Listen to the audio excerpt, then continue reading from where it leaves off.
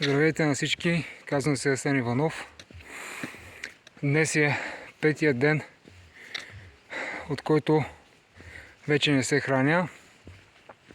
Преминаваме аз и още 36 човека през 21-дневен поход.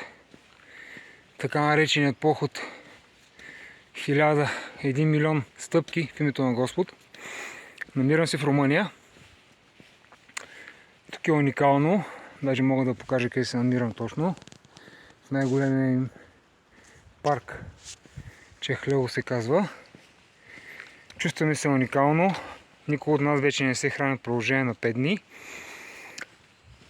Това е само по себе си уникално, защото няколко държави, няколко хора са опитали да направят следното нещо. Дълги походи в името на Господ, в името на така нареченото духовно просветление и в името на така наречената физическа свобода от болести и така нататък. Може би ние сме едни от първите, които предстои да го завършим това нещо. Все още сме на петия ден. Искате ни пауза, всичко да е наред.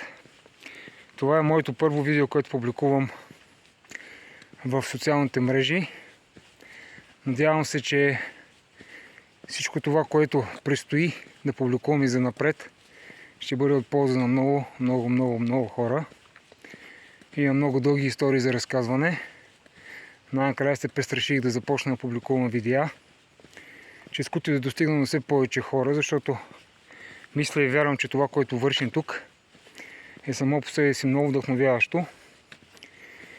И така, ако сте харесали това, което предстои и занапред да виждате, подкрепите ме и нека всички вървим по този път, да ставаме по-добри, да израстваме и да надминаваме своите възможности. Благодаря ви!